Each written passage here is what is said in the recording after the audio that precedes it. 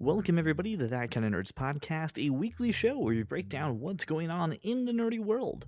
This week is brought to you by Loot Crate. If you don't know what Loot Crate is, it is a monthly mystery box stuffed to the gills of geek and gamer gear. And this is officially licensed products, stuff like Star Wars, Nintendo, Pop Vinyls, Dragon Ball Z, Marvel, DC, just to name some of a few brands that stuff their stuff inside this crate. It's pretty awesome. You can get vastly different subscription bases as to what you're looking for, and every month is a different theme. So you don't know what you're going to get. It's like getting Christmas every single month, and there's a couple ways that you can actually go ahead and get this product. The first thing is you could get it for yourself by going to thatkindofnerd.com/loot, and you can sign up for a box there, or you can always gift it to somebody. And I mean, there's nothing better than getting a monthly surprise box full of stuff from a loved one. So if there's a holiday or there's a birthday coming up and you got a nerd in the family, I would definitely go ahead and check out Loot Crate. So go to thatkindofnerd.com/loot. I know Brian and Josh just got theirs, and what the April box was coming through soon. And Brian was very excited to share what he got. Brian, we're going to talk about how Brian totally spoiled it for me. Yeah, I'm sorry. Dude, in like the king of all spoilers, right? The like maybe one of the worst spoilers I've ever experienced. Brian puts in our group chat like several pictures of Loot Crate. All like of the pictures. Days before. Check it out, yo. Days before I got my first Loot Crate, right? He's up there just spoiling the shit out of it, right? So I get my Loot Crate yesterday. Shows up. I'm like ecstatic. It's already like it's at my door there, little black box. I'm thrilled. Get inside, open it up. I already know what's inside it, but I sort of ignored those pictures. Like I just deleted them from my mind. And so Brian, I mean, we talked and I don't know why I thought the theme was going to be anime, but it turned I don't know why either. Right, it turned out to be adventure. Yeah, like Quest, I think it was called. Which is awesome, Yeah. right? So the box itself, before I get into anything else, the box itself flips inside out and is a cool little Quest box, like a little keepsake, right? Which is kind of dope. And I've already, I've already assembled it, and I'm just, I'm gonna put little, I don't know what in it, but it's gonna hold something. The T-shirt. Now I'm not a tiny little man, so I don't have like that. I'm not there. The T-shirts are for Laura to lounge around the house because she's got like, as little brother would say, she's got like decades old Lowe's Home Improvement free commercial sales event T-shirts, right? Right. So this T-shirt, she saw it and went, "What is my childhood nightmare doing on my kitchen table?" Because Labyrinth was sort of her. Oh. She was so afraid of it, right? We watched it again when we were, I don't know, 25, and we both went, "Why were we ever scared of this? And why are David Bowie's pants so tight?" The answer to that is David Bowie. I suppose. But Horcrux socks, Brian? Yes, Horcrux socks. That's pretty dope. Zoe got a little pin, a little Loot Crate pin. Christian got an Uncharted 4 poster. That for was his cool. room. I was all about that. That was pretty cool. And this Viking horn. I'm sorry, what is this? What? It's a Viking horn from the It's TV show an ale Vikings. horn. Since we're an audio format thing, Brian just started in the middle of Josh speaking, putting on this necklace, and it's a Viking horn. It's huge. It's a drinking, like you drink from it. Yeah. Yes. In fact, I can put It's the size of a solo cup. It's an ale horn. Yes. I don't know if I want to. I should probably wash it first. Yes, you should definitely. No, wash it's made in China. It's all good. it before you get MRSA from drinking from it.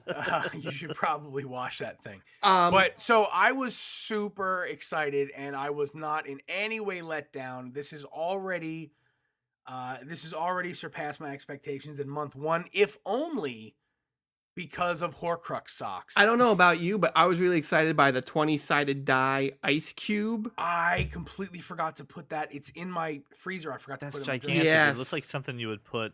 It's in, it's for your booze. It's for your booze. Oh, all right, that's what I figured. It's a 20-sided die ice cube, and That's it pretty like you can see the numbers on it. Yep. I'm super excited to use this. I have to drink something that requires ice, but I'm super excited. All of these things, when you sort of mortgage it out over the year that I subscribed on a monthly basis, less than $20. And I will say this: Those ice cube molds, $5-6 a piece. Those socks are easily $10. Yeah. Right? That, little collectible ale horn, $15. So before you even get to the t-shirt and the pin and the poster, you've already made back your investment. Yeah, everything says it's about $45 of value inside each box, and at least sometimes more. Like you're sometimes getting like $60 of value out of these stuff, and it is fantastic. And even if I get a box that I don't necessarily have, like I don't have a huge love for Labyrinth, or nor does Laura, or I'm never going to wear Horcrux socks. Sorry, Josh. What? Never. What? Never going to wear them. I gave them to Melissa. I hate you. Why would you not wear Horcrux socks? No, that's not. He already. Because they don't match with anything that I own, and what they match with anything that's green or purple or gold, or anything that's got Harry Potter on it. I don't own anything Harry Potter. Nor do I. But Horcrux socks, except for Horcrux socks now. You got to step up your sock game, bruh. I really do. You need to teach me. And regardless of them helping out that kind of nerd, Loot Crate's pretty awesome. And you know what, Brian? What you should do, or Josh, whoever wants to do it next time, is take some pictures of your fancy Loot Crate. I did, put it on and then Brian did. He took apparently. pictures and spoiled it. But do it after people have gotten their Loot Crate. We can do a little segment about Loot Crate every month. Okay. About right. Here's what's going on. I'm gonna open my next one live on Facebook. Yeah, that'd be cool. I'm not gonna do that. I could do an unboxing video next month. Not live. Hey guys, this is Brian. This is a Loot Crate for May of 2016. I tell you what, I've been more successful on Periscope. Wait. Is that what I sound like? I don't sound like that. That's not what you sound like. Oh, okay. That's only what you sound like when you wear all your headgear. Hold on. And also, hi. It's nice to be back. By the way, I really did enjoy. Nobody missed the you, last CJ. episode. No, as a matter of fact, there was a Facebook post. Brian Roman, who's one of my largest critics, said this was his favorite show yet. That's what he said, and then he said, "Not because CJ was gone, I missed him dearly." But we know. I took that as because CJ was gone. We know it's because CJ's gone. You know that scene in Deadpool where he's just like, "You're being bad, kill him." It's like it was one of those backhanded comments, like, "Oh, I love that episode. Not that because CJ was gone. It totally was. But I'd miss CJ a lot. No, I didn't." I think that maybe the problem that because CJ's the moderator, which is why he gets vilified all the time. And I thought Brian did an outstanding job. Maybe we need to give CJ 30 days of messing with you while you moderate. That'd be great. And by the way, I noticed Brian's moderator voice. Did anybody else? Yes. I actually Brian got moderator voice. You make fun of me all the time. Trained for that in the mirror. I wanted to have a moderator voice, so I said the Human Torch was denied a bank loan a lot. So let's do this. Let's get to some actual things to talk about so I can moderate some things. And let's start off with something that can kind of go into a little bit of the topic that I wrote about a couple months ago about the cord cutting process with Amazon now making we're going to round up to say $9 a month Amazon Prime Video subscription service to combat that of Netflix. I just paid $100 for the year. WTF, Amazon.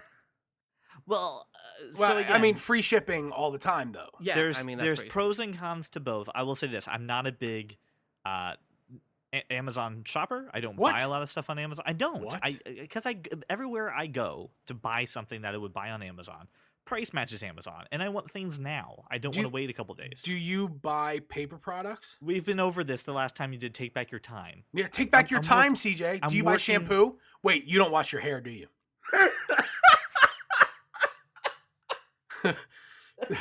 Do you buy shampoo or conditioner? My wife does. I don't. Do you buy soap?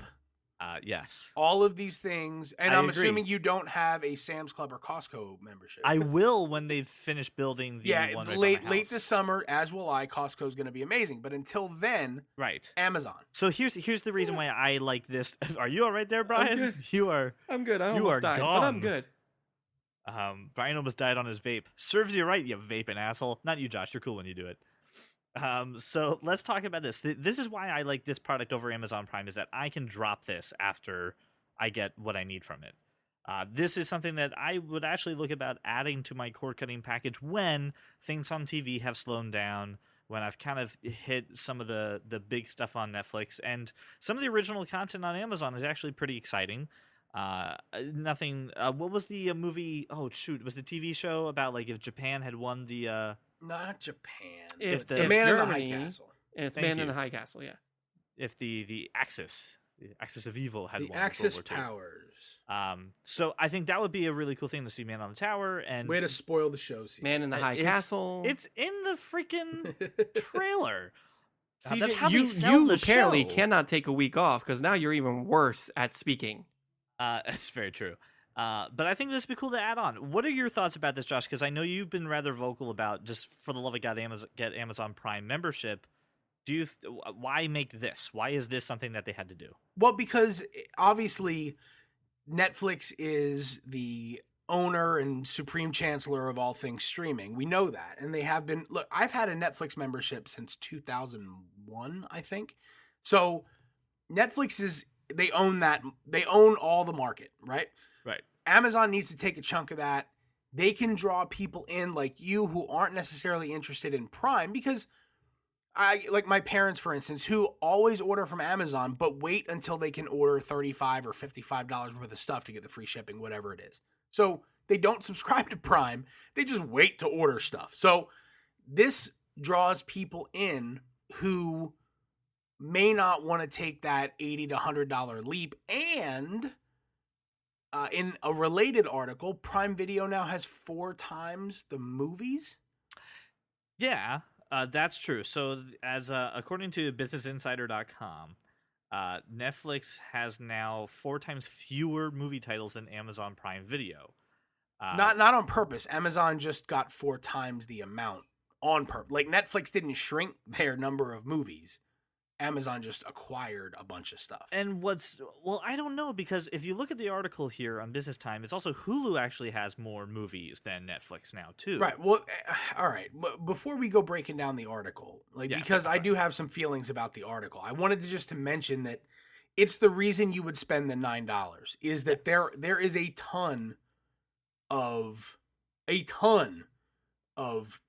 content, quality content on Amazon. I still don't think it's all the movies you'd want to see. A lot of this is crap. Right. But it Well, like we talked about the other week, we went over a list of movies that are coming to Netflix or coming to streaming services this next month, in the month of May. And there was a lot of really good things on there, and a couple bad ones too. So it's interesting to see the number then. But I'm sorry, go ahead. You wanted to jump into the other part of it. You said you had some issues with the article. It's not that I have issues with the article, but I don't think they made a very convincing argument. Like the article went to state that Amazon Prime Video. Okay, so they listed the titles. They have over 20,000 titles, which is double what Hulu has, and nearly triple what Netflix has. Netflix has 4,500 movies and 2,400 shows. Amazon only has 1,900 shows. Hulu has all the shows because they have all the network crap, right, Brian? Right. Yeah. All the stuff you don't necessarily want to watch anyway. However, Netflix has a $5 billion content budget, and they're going to spend 5% of that on original movies. One of those, which Brian just sent us a trailer for, which is a new Happy Madison's done a couple things that have gone straight to Netflix now. Well, they just signed a 6-movie deal with Netflix, starting with Ridiculous 6. Like they're doing 5 more movies. Right. Nobody wants to go see Adam Sandler movies in the theater anymore, and Adam Sandler knows this, but everybody will watch that shit on Netflix. So, look, this article didn't do anything to elevate Amazon for me, except to tell me that they have 20,000 titles, which is great, but a lot of those I don't want to watch anyway. So let me give you some numbers real quick, because I want to talk a little bit about that just for scope before we do that. When it comes to movies, again, according to the time this article was published, Netflix has 4,563, Hulu has 6,656, and then Amazon Prime has 18,405. That's a big gap. But, just like you said, Josh, when you look at some of the movies that are on Amazon Prime, they're not the ones that you care about. They're not the ones that you watch. They're not the ones that you go, oh my God, I'm going to ditch Netflix just so I can watch this. I don't think the plan is for them to have people ditch Netflix. I think the plan is to get the cord cutters that hey, I mean, maybe some of this stuff isn't on Netflix. I haven't looked at the full list yet. And just one more service between that and Netflix and Hulu, I spend $30 a month. I can get pretty much anything I want to watch. And then obviously, like if you want HBO and stuff like that, I mean, all in all, you can spend on all of these services. I mean, you did the math, CJ, a fraction of the cost Mm-hmm. and still get everything that you could possibly want. Yeah, and when I did the initial cord cutting article, I did make a spot for Prime, but I did it at this $100 cost, and then as a streaming service at the time, right? For the $100, it didn't get you a whole lot. This makes a more compelling argument, but again, I wouldn't put this under the cord cutting essentials package for me. This isn't something that I think cord cutters have to have. I think there's something ancillary like HBO and like other services that you would just add on when the content's kind of drying out. Right, which is why I'll go back to my original argument, which is Amazon shopping is a cost saving overall and a time saver. So you're better off just spending $100 on Prime. If you like Amazon Prime Video, it's $108 a year anyway. Right. You get it, and you get all the free shippings all the time. Mm-hmm. Yeah, I agree. I'm going to redo part. I'm gonna write an article about this a bit, do a little more research as to what movie titles are available for everybody. It'll be on thatkindofnerd.com, so you can take a peek and say, hey, is this something that I want to add to my cord cutting package? I know a few of you have taken my advice and done part of it. I know Josh did. Yeah. Oh man, look, $85 a month I'm saving, and I still have DirecTV. Can I add something to this too? Is that Dish Network, which is the owner and operator of Sling TV, just got a deal with Viacom to now include things like Comedy Central, MTV, and a couple other Nickelodeon adults, a couple other channels. Do people still watch those channels? Like Comedy Central isn't funny. MTV doesn't have music, and well, there's rumors right now that MTV is going to revamp back to music. Like there's music in some of the crappy reality shows they air all the time. No, like they're going to start doing more music centric news and stuff like that too. Kind of like is Kurt Loder going to be there?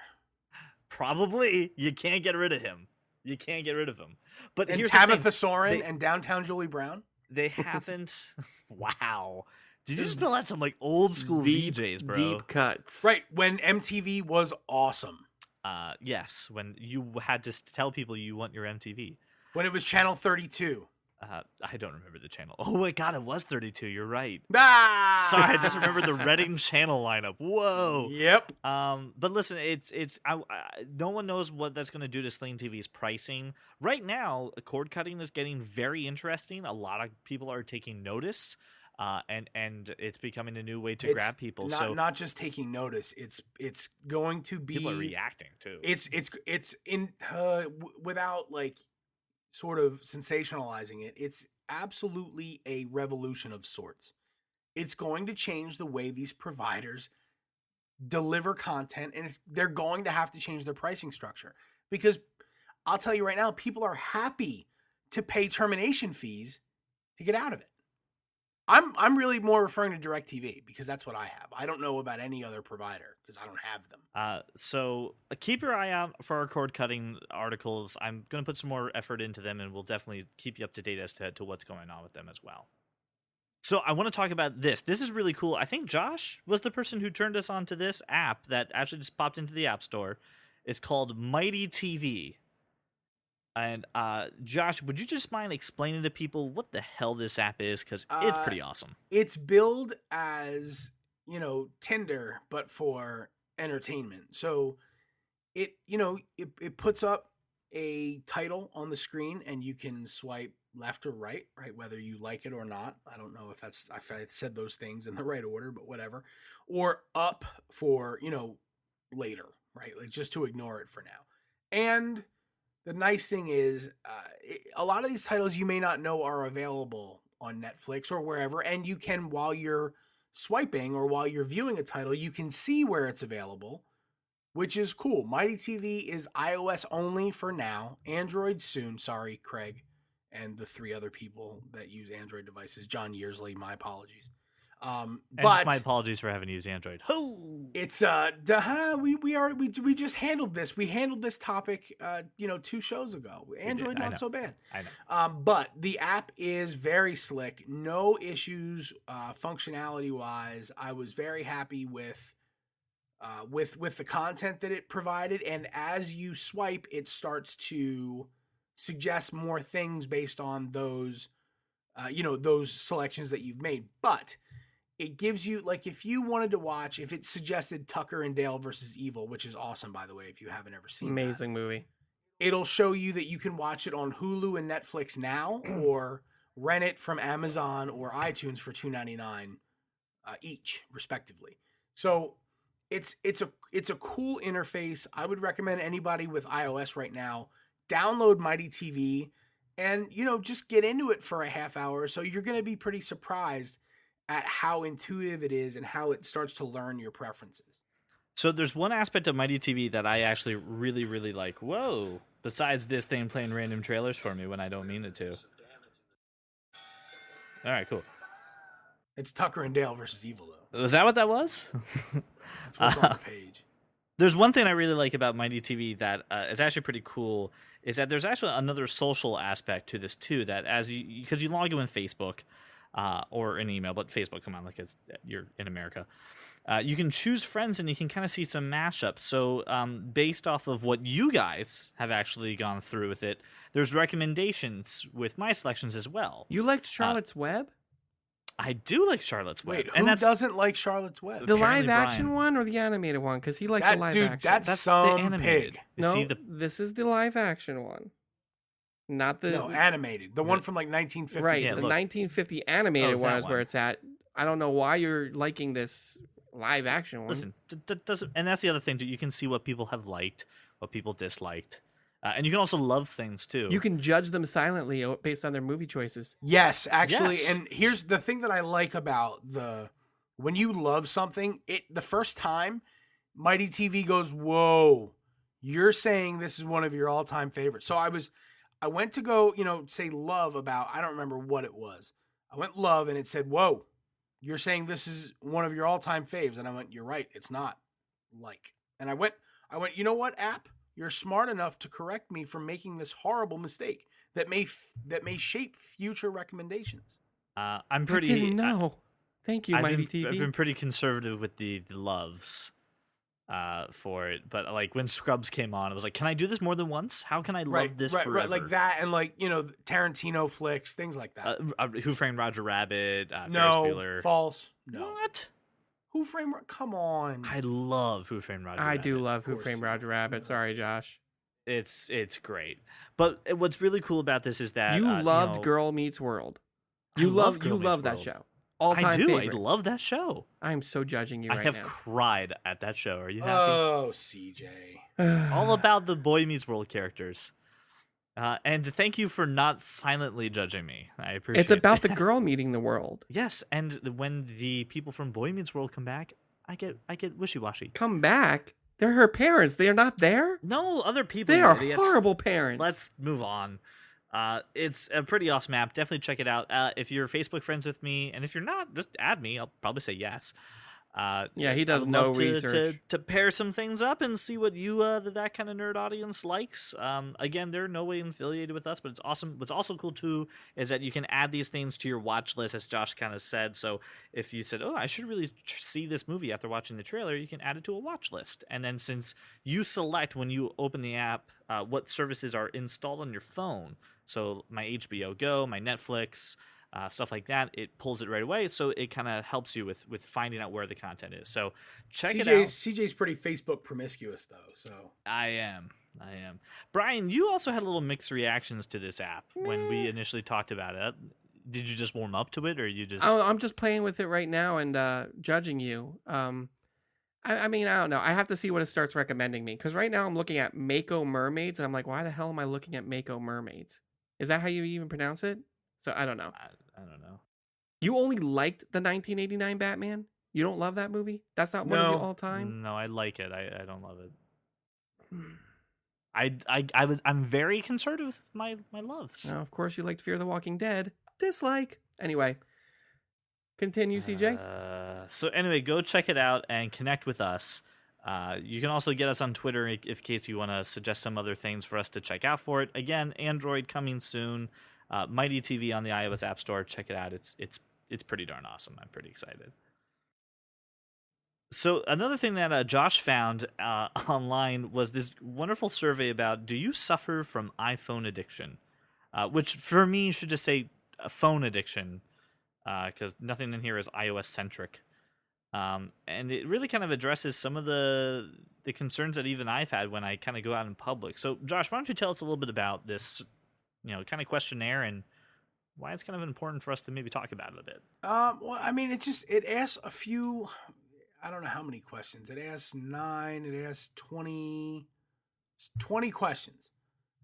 And it wants you to rate 1 to 7, 1 being strongly disagree, 7 being strongly agree. And, based on my history with surveys of this nature, I generally only do the extremes, 1 or 7. I very rarely in the middle. Now, they say, based on this score, 19 to 40, you're fine. 40 to 100, it wouldn't hurt you to cut back a little. Try an iPhone free day once a week if you can. 100 to 133, 133 being the top score. Go on a phone detox ASAP. I scored a 38. There are very few of these questions that I could answer a 7 to. I would feel uncomfortable without constant access to information through my smartphone. 1, because I can get information anywhere.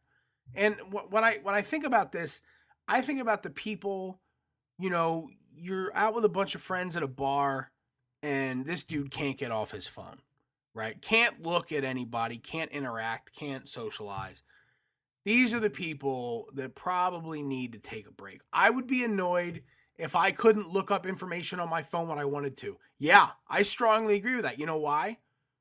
Because it's my goddamn phone. When I want to look something up, I want to look something up. Right? So that kind of stuff, yes, absolutely. Being unable to get the news, I don't care. I don't ever want to see news. Like if I can avoid news in general or knowledge of anything that's happening in the world, I will. Because if it's important enough, it'll show up on SportsCenter. Because if it's important enough, right, it'll show up on SportsCenter. But so this kind of stuff, running out of battery on my smartphone would scare me. Like, I think it's important when you're answering these kind of questions to actually read the question. Would that scare either of you? Yeah, no. And that's the thing. Some of these are very like heavy-handed, like questions. They kind of have these like doomsday things. If I were to run out of credits or hit my monthly data limit, I would panic. I wouldn't panic. You know why? An extra gig is $15. And I have I'm money. Fine. Right? I'll get on the Wi-Fi's. It'll be okay. But I just, I would be afraid of getting stranded. No. I kind of think that you have to, a lot of these questions maybe also could be addressed to some folks that may have some larger issues happening. Yeah. Like there was, if I could not check my smartphone for a while, I would feel the desire to check it. And I'm like, that's like the vaguest fucking thing ever. Like, I mean, I would feel the desire, but like, how strong is the desire? Like, help me word that question out a bit. Yeah. So Brian, did you take the quiz? I have not. I'm guessing I would score pretty low though, because I barely look at my phone as is. I don't even know. I have a feeling I'd be in the mid range. I don't even know how to social media, so that's very true. So I barely use my phone for anything but text messaging and looking up random crap. Right. So, and you're not that guy who's on his phone nonstop when you're in a group setting anyway. Yeah, I try to be social. Right. It's very awkward for everybody involved, but I try. Very true. Well, the thing that hey, did you guys see that big sports thing happen? No. Oh man, with that sports thing, when they scored the basket units, they scored that goal unit basket. Everybody was really excited. There's actually quite a few big sports things happening. When they were in the stadium park, I was very thrilled. I'm actually right before we started recording tonight. There was a big sports thing. Oh, did someone score a field run? Yes, a they touch scored goal? a field run, a touch goal. Yeah, but that's the thing. Like I'm on here talking to you guys, and my iMessage is blowing up right now, and my Facebook is blowing up about this big sports thing that happened, which I won't mention because I don't want to get into it. But there are big sports things. Now, I'll say this. During football season, if I can't get updates, I am not a happy camper. Now, I'm not going to panic and I'm not going to freak out. But if I'm someplace where I can't see the game, watch the game, and I can't be connected to the scores, I'm not happy. So, I'll say that, but they didn't ask that question, so I couldn't answer. I had a moment when I was on vacation where my wife and we went to go out of the hotel, run a quick errand, and we both, for some unknown reason, vacation brained and left our phones in the room while we went out and ran our errands. And we went separate ways for a little bit. And then there was at one point where I was like, oh, I want to know if Jenny can just pick something up. And I realized, like, oh shit, I don't have my phone. And then she was in the store and she was like, oh, I should probably go get this procedure. Let me see if he wants it. And she realized that she didn't have her phone. And we both kind of had this moment of like, how did we do this before? Like, how do we do this? What's the step? And then when we got back together, we're just like, did you forget your phone? And then we realized at the same time that we forgot this. And it's this weird moment where I realized how important it is just for general, like, quick messaging things on here. But at the end of the day, we survived, people. We didn't blow up. Nothing bad happened. So if you can put down your screens once in a while, especially in a social situation, I think it really helps you. The only time that you should really always have your phone in your hand is when the That Kind of Nerd podcast is up on your phone. You should be listening to the whole damn thing, checking out these articles and checking out the cool stuff that we do. But other than that, on the off days, put the goddamn phone down. I do think it's a bit of an issue. I mean, when you go, no, it really is. When you go out to dinner, right, and just stop and look around you, and how many people are sitting together but they're completely isolated by their devices. Mm-hmm. It's very strange, and I'm pretty connected. I mean, everything I do, I can do from my phone, from an iPad, from my MacBook, whatever. I'm pretty connected, but there's a social aspect to life that if you miss those connections and you're solely reliant on that device, there's probably a problem. It's like, I want to be with you, but not really be with you. Like, I was talking to your table, like, Todd, but not your chair. Not your chair. Okay. So, as Josh actually mentioned before, we had a couple trailers actually drop. One of them was for this new Netflix movie that's being done by Happy Madison, starring Adam Sandler and David Spade, called The Do-Over. I actually just posted this trailer to you guys literally moments before coming on here. Did you either of you get a chance to watch it? Yep, did. And you know what? It looks funny. I mean, it's nice to see David Spade doing some more stuff. I know he had that TV show for a long time. But yeah, David Spade playing this guy who seems a little bit down on his life. You know, where did I go wrong? I didn't accomplish anything that I wanted to when I was in high school. Goes to his high school reunion, meets up with an old buddy of his played by Adam Sandler, and Adam Sandler kind of throws a wrench in his entire life and decides that he's going to fake their deaths so that they can get that do-over that David Spade always wanted. I think so again, stupid. I love it. I actually still enjoy Adam Sandler. Everybody gives him a hard time. I actually did not hate Pixels, believe it or not. I'm on board for this. I actually really enjoyed it. What did you guys think of it? I'm on board with Josh's statement earlier that most people don't want to go see Adam Sandler in the movie theater. They don't want to slap down that much money to go ahead and watch it. But I am telling you, I will watch this. It's what, May 27th this comes out? This comes out on May 27th. Drops on Netflix. I will watch it the day it comes out. I showed it with Jenny, and we both laughed a lot just from the trailer. And it looks really good. I think Netflix took a gamble on Adam Sandler for the first time, and the first movie didn't. Ridiculous Six did not really do a whole lot. It didn't do well either. And this actually looks really great. So good job, Netflix. I'm on for this. I'm hoping that Adam Sandler is a figment of David Spade's imagination. I really am. You just want to Fight Club it. I'm praying that he's having a complete psychotic break. and this whole at the end, this whole movie, all of the comedy is just this guy is completely crazy. that almost the plot to Click? No. Almost. No. I mean, if you really think about it. Don't start ripping on Click. That's a great movie. I love Click. Click is great. Click was solid. And that's the thing Who about didn't Adam cry Sandler. at Click too? Listen, I think Adam Sandler, I mean, as a movie maker in general, has matured a little bit in his comedy. And I feel like people who are knocking him are still expecting Billy Madison, Happy Gilmore. And that's just not what he does anymore. I mean, I think he's a little bit smarter about the way he does movies. And I some of them they're good, some of them not so good. I think this one's going to be great. I'm really looking forward to it. Mm-hmm. So in other movie news, we had two pretty awesomely sized trailers drop as well. To which I had to explain to CJ what this was. The remake to The Magnificent Seven dropped a trailer this week because CJ is MK Ultra, does not know what Magnificent Seven is. I know I'm not the only one out there.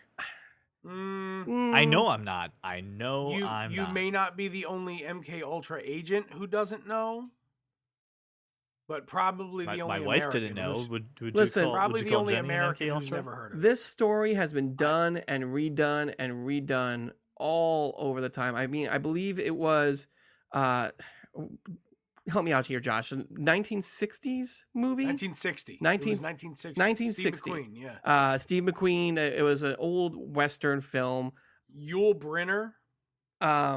And this movie is redoing it. Very similar story about a town that's being terrorized by these gangsters in the Old West, and they enlist pretty much a bounty hunter almost to help them run these guys out of town, and he enlists 6 other guys being magnificent. Didn't they together. just do this in League of Legends? What? Or DC Legends of Tomorrow, I'm sorry. Wasn't that Yeah, like one of the premises of one of the latest episodes? Sure. I mean, but again, this I think they story has called it been the told and Magnificent Eight. retold.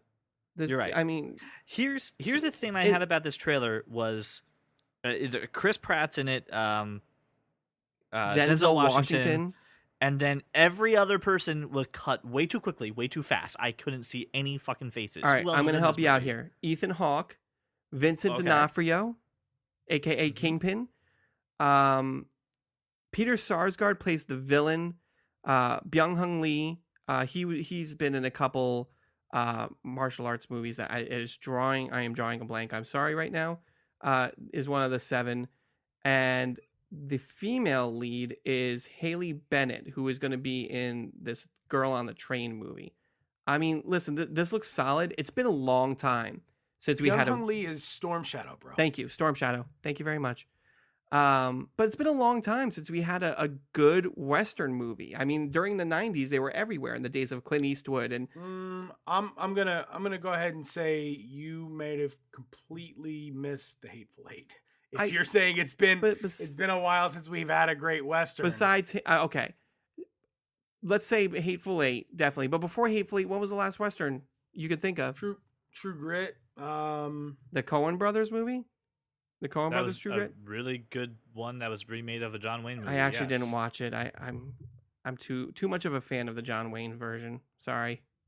And I also hate the Coen Brothers. You hate the Coen Brothers. That's really it. It's not this. Oh, I have such a love for John Wayne. No, you hate the Coen Brothers. I mean, I do. Me and my dad used to watch old John Wayne movies all the time. No, the reason you didn't see that movie has nothing to do with the sentimental things between that. It's you hate the Coen Brothers, and I don't think it's right for you to lie to the listeners like that. I'm not lying.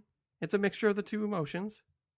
I can't have mixed emotions. Not everything's black and white. CJ. Do you still watch it in your grand palatial estate? What? When was the last time you watched the original John Wayne? It's been a long time because I don't own it. My dad owned it.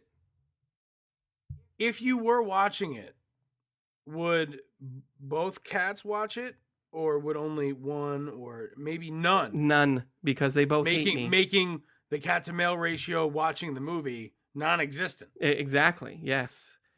That would make the cat to male ratio rather low when that occurs. Is that correct? Well, it's rather low all the time. But if, we're talking about if they're not watching the Western, and then really anything.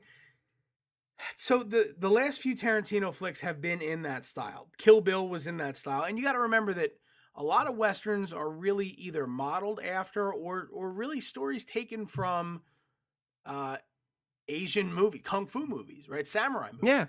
But we've had Django, right? Obviously, I said The Hateful Eight, which is a big one. And I don't think we're the genre is lost. I think that No Country for Old Men in a lot of ways was a Western. Yeah, no, agreed. And an amazing one. There was that you guys just talked about somebody in her gun. What's the Jane get her gun? Jane got a gun, or I'm not. I didn't. I'm not a fan, I didn't see it, but yes, it did. It does indeed exist somewhere.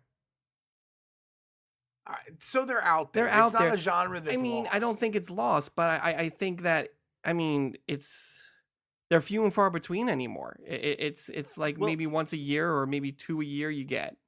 Bottom line, this looks great. It's a great way to maybe, if this genre needs a boost, to go ahead and to get it.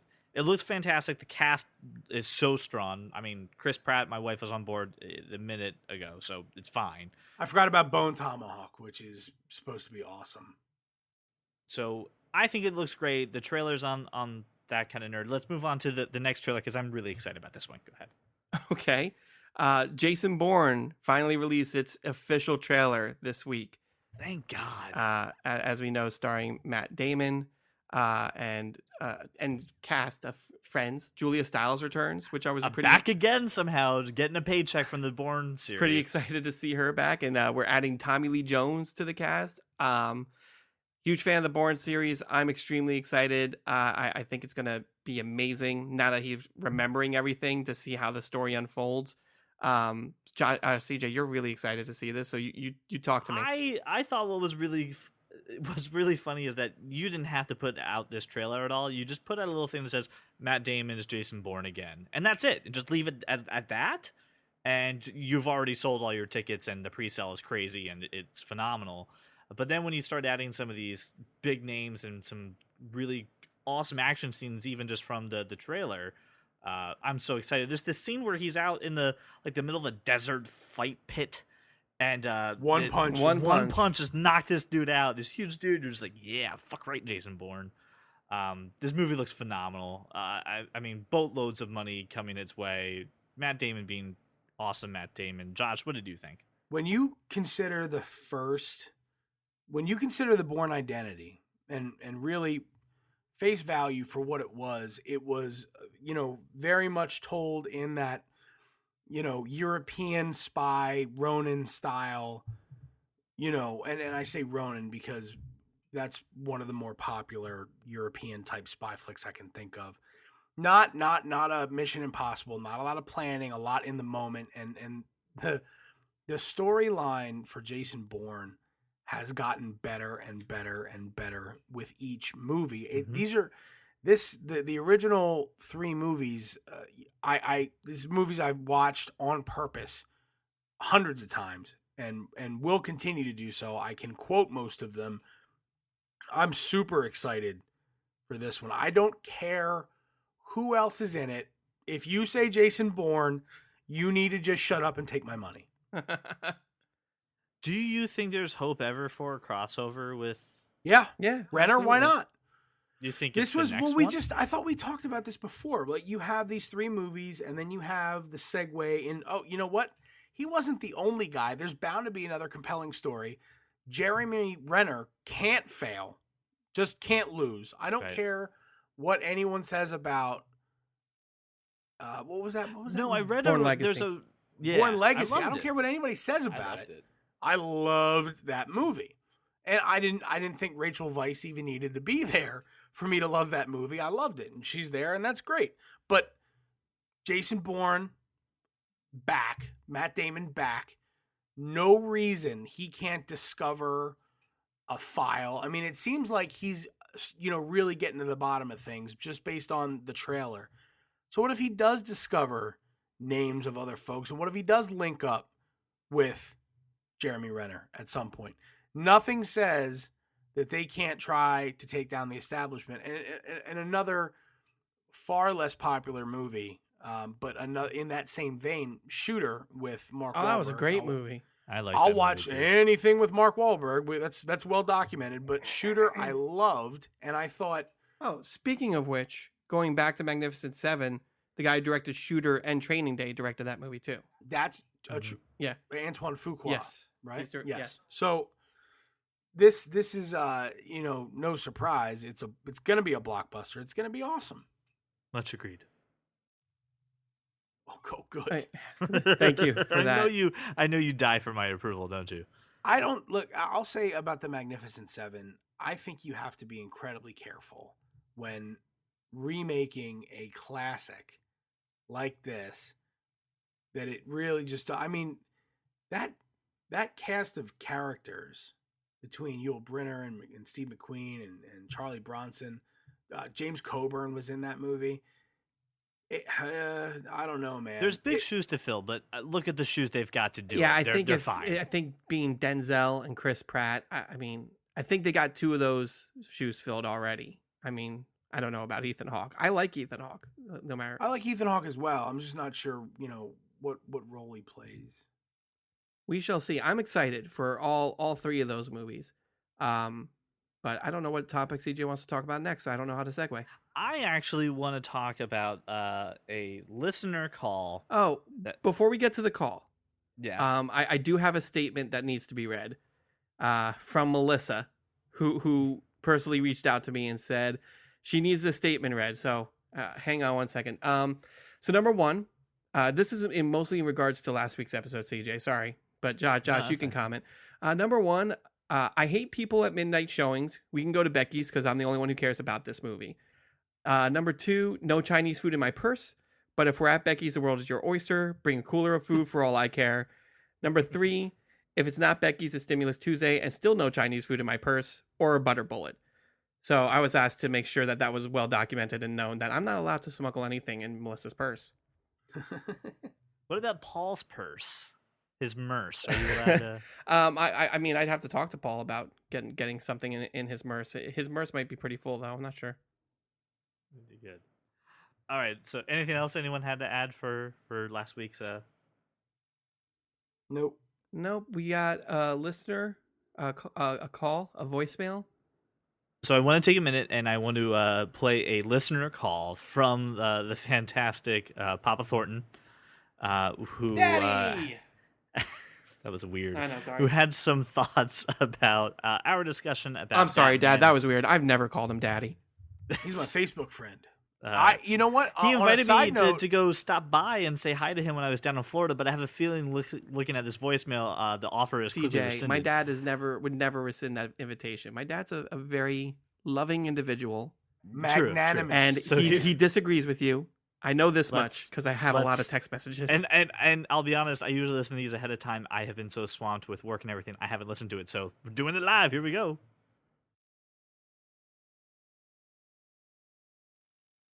Yes, greetings, TCon nerds. This is the Grand Master Sensei of the Thornton clan, nerd clan, calling.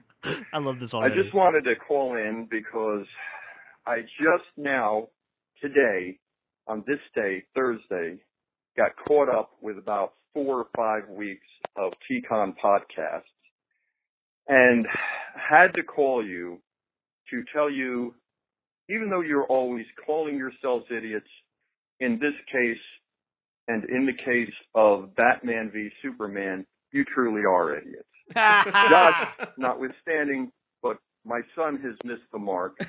And CJ, you are out of your mind. Okay? Let me give you a defense of the movie that I saw. I thought it was great. I thought it was very enjoyable. I thought the storyline was well thought out and plotted. And here's some of the things that you said that drove me nuts. There were so many things that you said that made me crazy that I can't cover them all. But let me just hit on a couple of the things that you said. One of the first things you were keying on was the fact that Superman's X-ray vision never comes into play, and that he's never used his X-ray vision, so you don't even know from the movies if he does have X-ray vision. Well, that is not true. In the Man of Steel, his first manifestation of his powers on Earth was at school having X-ray vision. He starts seeing people in skeletons and all. Go back and watch it. You guys need to educate yourself before you talk. That's first of all. The second thing you got off on was this fact that, Batman doesn't kill and, he doesn't use weapons like that. And, you're so wrong. Again, you need to go back and read The Dark Knight Returns, because while they may not show him actually killing people, you got to remember those books were written in the 80s, so it is kind of intimated through the violence and the inherent violence of that book. So you can't say that he doesn't kill or he doesn't, he's not fitting the character just because in this movie he drives his Batmobile through some bad guy cars and stuff like that. Okay, third thing, and this is kind of important, is you really hammered the fact, two things. The first thing you really hammered was that the Batman backstory didn't need to be played again. And the other thing was the use of the name Martha at the end of the movie and why that had to be so key. Well, gentlemen, it's called a plot device. CJ, you were a theater major. You should know this. If they... Okay, T-Con nerds, your machine cut me off, so here's the rest of my defense of Batman versus Superman. The use of the name Martha and the fact that they had to use the Batman backstory again is a plot device. The only reason for sharing Batman's backstory in that movie, and yes, everyone knows what Batman's backstory is, the sole reason was to use the name Martha so that as Bruce Wayne's father is dying, he utters his mother's name, which is not done in any of the other depictions of the backstory. The sole reason was to do that so that at the end of the movie, when Batman is on the verge of being just killing Superman, just filled with anger and vengeance and killing Superman, he doesn't, because he makes that emotional connection to the name, because Superman's mother has the same name. Now, you might think it's silly or stupid or waste or not well developed enough, but it is a good device, okay? So that's just a few of the things that made me crazy. The movie was great. I enjoyed it. It is the perfect amalgam of both the Death of Superman comic books and the Return of the Dark Knight mashed together. Well done. You guys are always screaming about source material. This was very true to the source material. And, CJ, I made a passionate, reasoned, logical defense of my point, and I didn't drop the F-bomb once. Dude, I thought I was watching Goodfellas when I listened to that episode. I mean, it was like Saving Private Ryan. I had to break it up into 3 listens just because every other word was the F-bomb, and it was beginning to give me the shakes. So, anyhow, that's all from, as Joshua says, Papa Thornton. Until next time, be a nerd. Yes, CJ. You do not need to use the F-bomb so much. It doesn't matter what adjective you use, you're still wrong, CJ. So let me, because I wasn't on that episode on purpose, and haven't listened to that episode on purpose. I can't speak to the number of F-bombs dropped. Oh, well, it was a lot. I can say that for the most part, I think in most episodes we show a bit of restraint, although there generally is 1 or 2. What I will say about that message that we have just received is that it's actually restored some faith for me and makes me want to go see. I was so turned off by CJ's just overall defecation all over what this movie was leading up to, and then after seeing it, that I just said, you know what, it's actually ruined my anticipation, ruined my childlike desire to see this movie. So I still haven't seen it. We're April 22nd at this point. This movie came out March 26th. Is that right? March 23rd. It's been a month. Yeah.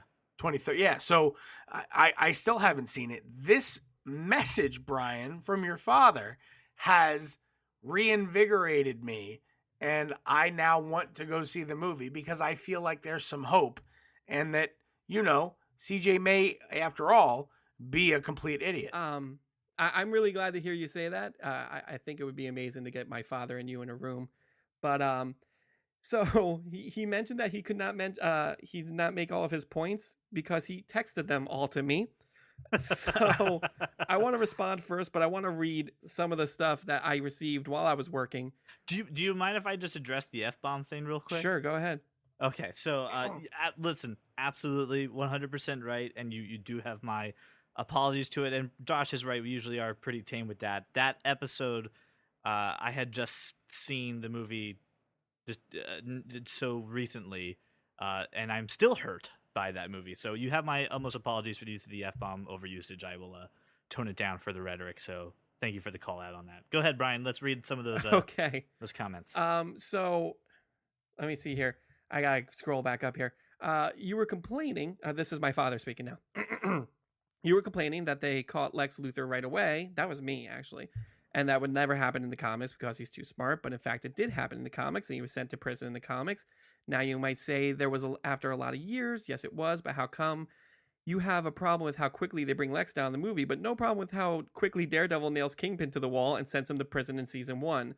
You can't be a hypocrite. It took years in the comics for Kingpin to go to prison. Okay, I'm going to address all of this after I'm done reading it. Okay, good. I also apparently made the point that they were both this was more CJ's point, had what thought were pointless dreams, where in fact the dreams spiked directly to both their motivations and their paranoia, helped in developing as a plot device to develop the story. And lastly, there's not a lastly because he follows it up with something else. You all complained that in the final scene, Bruce seems to claim some long-term relationship that wasn't there by saying he failed him in life but wouldn't fail him in death. It was simply showing that he had misjudged him badly and regretted doing so. He was making amends in his own mind and giving motivation to creating the Justice League. Oh yeah, and lastly, the final scene that intimates or hints at the fact that the story isn't over for Superman doesn't ruin anything. It is meant to give hope to those who are not true believers, who don't know the Superman storyline, much in the same way as they do in the final scene of The Wrath of Khan, which gives you hope of those watching that Spock's story is not over. So I believe those are all the points that he said. Yeah, those were all the points he had for me on Batman v Superman. So I'm going to respond to my father real quick. Dad, I kind of agree with you. I kind of don't. I still feel like there was some issues with the story. I definitely probably went in there with the wrong mindset. And honestly, you made me want to see the movie again just to see if I missed something.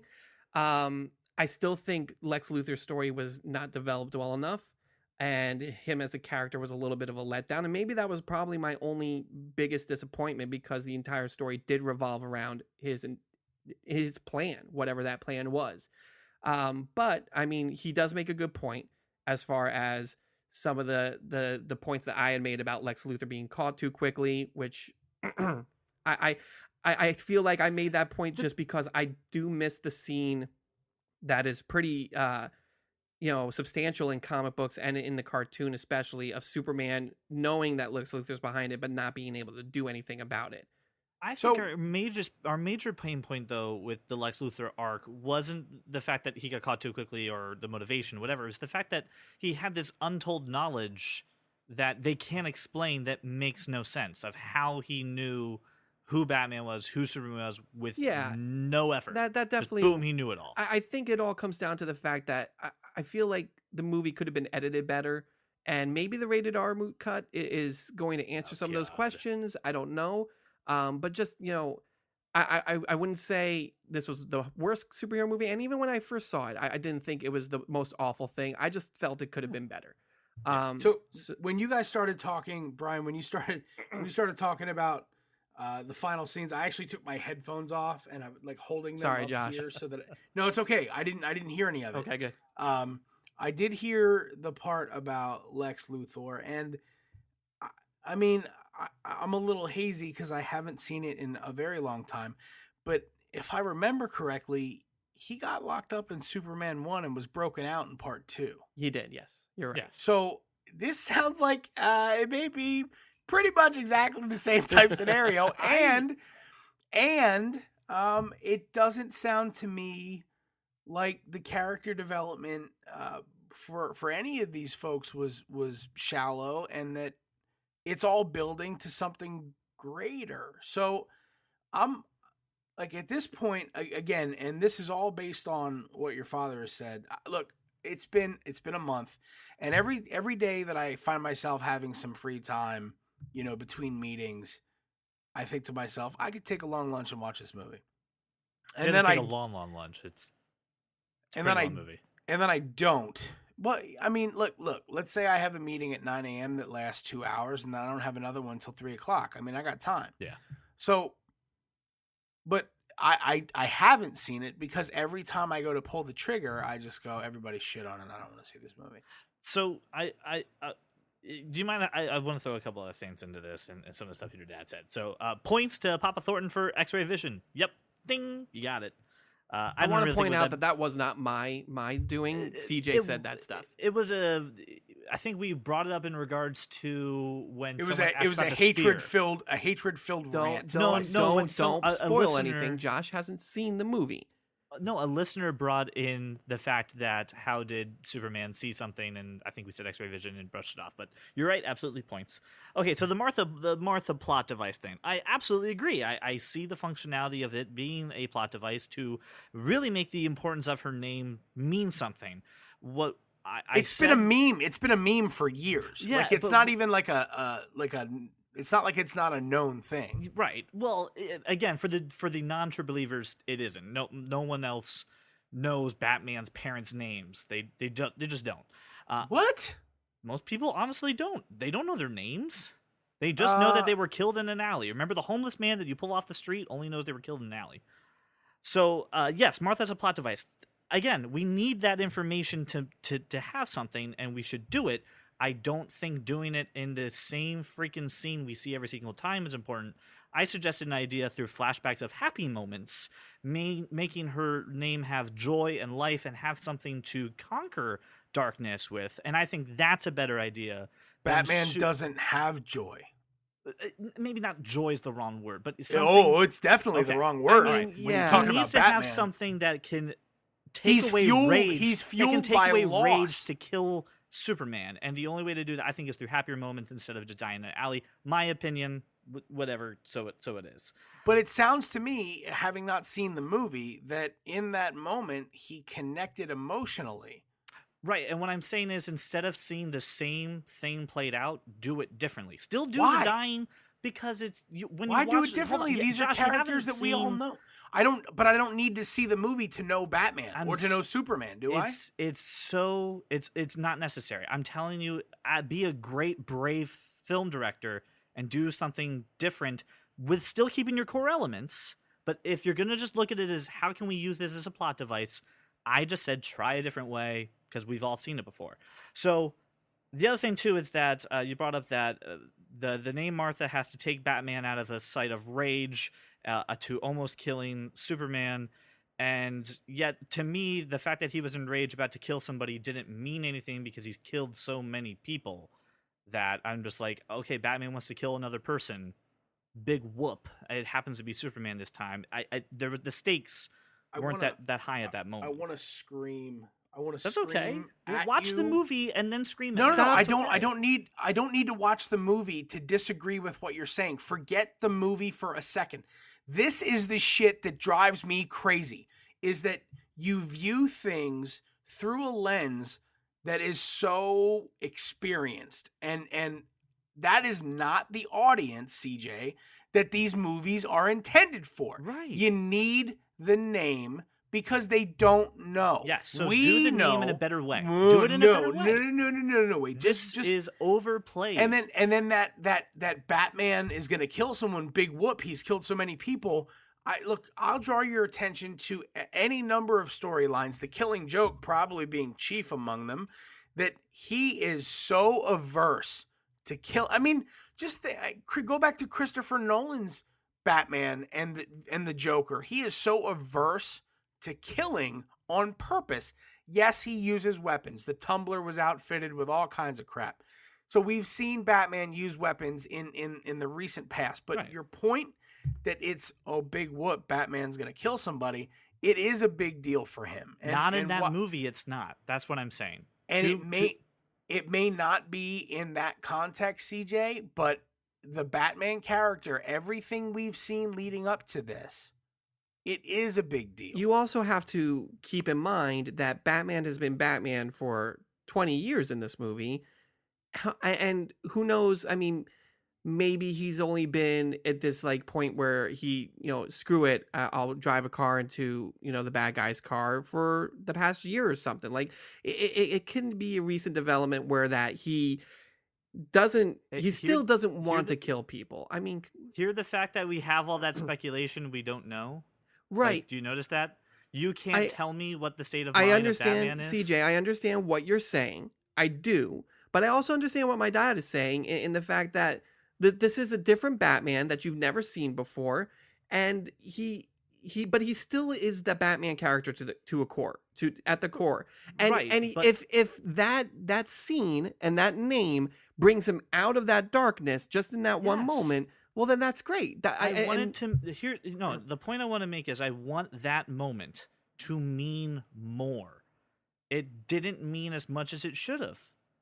It didn't. It needs to be more. It's comical. You laugh. Everyone in the theater I was in laughed. No one felt it taken seriously because it was a joke. Because he's already done so much that why does this have to happen? It doesn't make sense. So let me just hit these points again and make sure I get them across too, because I rambled a bit and I want to make sure it's fine. So yes, points for the X-ray vision, absolutely right. It's perfectly fine. I agree that Martha needs to be a great plot point to make the moment where her name means something. I think you should be a smart, artsy person and doing it a different way. I'm tired of seeing overplayed the same way over and over again. I think it'd be cool. I gave a suggestion as to how you could do it and still have the same impact to pull Bruce Wayne out of the moment before he strikes Superman to death. I think it would have been better to show it in a better way. I feel the body count with Batman is way too high, and therefore that moment just doesn't have the same strength as it should. It's like 10. I think it's way too high, and it should just mean more better. I hated Doomsday, but you're absolutely right. It was very true to the fight of the comics and the way that everything has to go down. So the death of Superman stuff in there, really strong. It was good. It was very strong to the source material. I just think Doomsday was a big letdown for me. It didn't make much more sense. Oh, okay. All right. I mean, all in all, my dad has restored my faith in this movie. I'm probably going to have to see it again. But probably after Civil War. Anyway. I remain firmly unchanged and hate this movie to my core. I would not hate it. But, listen. I put this into the movies of, again, I'm still worried about Suicide Squad. So yeah, please let's not. You don't have to worry about Suicide Squad. You hard pass on Suicide. Yeah, you're not. No, I have to worry about it because it's part of this universe that DC is doing, and Batman's going to be in it. And again, if I've got issues with Batman, and this is another movie we're trying to establish in some more, you know what, man? I've got problems with the future movies coming down the pipeline. Everything that I've Batman read, is good in that movie. Yeah, and that's the one thing I've read. And that's the one thing that I said, that I enjoyed Batman in that movie. I enjoyed it too. My question is, for the long term, I'm worried. I'm allowed to be worried about him. You're making too many speculations. Well, I was right about the other one, so I feel good about those speculations. Much agreed. So thank you, Papa Thornton, for your phone calls. I'm sorry again that my mind hasn't been changed, but you're absolutely right on a few points, and you have made me feel better about that. And again, you have my utmost apologies for the amount of F-bombs that were dropped. I will do my best to contain myself in the future. That seems to be the show for this week. Gentlemen, anything else that you need to add on to it? Yep, for sure. Oh, right. I'm completely incorrect. Obviously, with the passing of Prince yesterday, Thursday the 21st, right? We have a giant, another giant in Americana, our culture, our entertainment, our music, our movies has passed, and I will say that we've talked before about my parents didn't really censor me regarding entertainment when I was a kid. And in this case, not like in the case of The Exorcist, but in this case, I am eternally thankful. I saw Purple Rain when I was 5, I think. It came out in '84. I saw it when it hit HBO. And I fell in love with the movie then. I obviously didn't understand all of the adult themes, but I fell in love with Prince's music when I was a child, and that music has been it's been a solace and a comfort and a motivate. I mean, you can't. I don't think you can put a label on the kind of music he made, whether it was rock or funk or pop. Or I don't think he was the kind of artist that you can do that. But I can say that the things that I've seen in the past 24 hours just reaffirm for me how big an influence Prince was in our culture and our music. And when one of the things that I think about is the 2004, I think it was a Rock and Roll Hall of Fame induction when they played As My Guitar Gently Weeps. You had George Harrison's Kid and Tom Petty singing and others. And Prince came out and he played the Clapton solo guitar, and Clapton was the only non-Beatle ever to record on a track, and he absolutely murdered it. I mean, just one of the best musicians overall that we've ever seen, and a huge loss to that industry. That his music, that he won't create anything anymore, is a loss. But I think that I can say for everyone, I look forward to the memorial and what that brings. And my children know Prince's music, and they know the Purple Rain soundtrack, and it's just one of those things that hit very close to home. And it's not, I don't know the guy, so I'm not particularly broken up from a personal grieving standpoint, but it had such an effect on me as a young child and growing up that I absolutely feel broken up about it in that way, that piece is now somehow closed forever. So I want to make sure that we acknowledge it, as music is such a big part of what we've talked about, and my nerd culture, my nerd life, that this had a big effect on me. And I know that I will always remember how the music made me feel. And there's also hope, too, because there's also hundreds of songs, apparently, that have not been released that Prince recorded that may also see the light of day, Josh. So the good news is that his music, new music, actually, may come out and live on. And they said it's better than some of the stuff that's happened when this has happened with other artists. So I have some hope that we may also not hear the last of his voice. His music may actually reach some more people than it has with just the fact that he had passed away. So the other thing I did want to also bring up, too, that happened on Tuesday was Doris Roberts, which you may know as the mom from Everybody Loves Raymond, also passed away. She was 90. She has an amazing body of work as well, and most of it, too, also being theater-related. The grandma from Grandma's Boy. Yeah, that's immediately what I thought of. Okay, fine. She passed away at the age of 90, and her body of work is phenomenal as well, and will also kind of inspire some other generations of actors. So I also did want to mention Doris Roberts, I apologize, passing away this week as well. Now, on that note, though, I do want to thank everybody for taking the time to listen to this show, for calling in and leaving their thoughts. And again, we encourage you to do that. And as you can see, we don't berate and beat you for doing so. We actually encourage you to have that conversation. So there's a couple ways that you can do that. First things first, you can always get at us at Twitter at That Kind of Nerd, on Facebook, facebook.com/thatkindofnerd. We also put our personal Twitter links in the show notes, except for Brian. You can always reach Josh and I, because Brian doesn't know how to social media at all. But he's there, so you can say hi to him.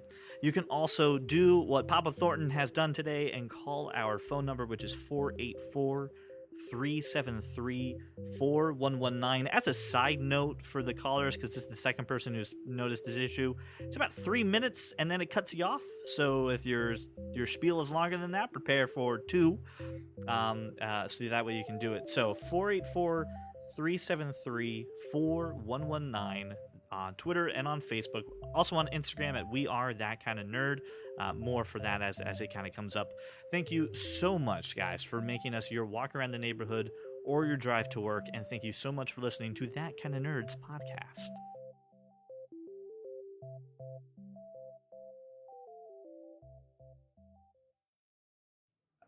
I need a minute. There's a bee in here. Is it a bee or a wasp? I don't know yet. Either way, burn your house down. Well, CJ's dead, so we should continue with the show. A wasp has killed CJ. Nope. That sounded like a killing blow. Nope. No, it's coming back. Now he's getting yelled at. Yep.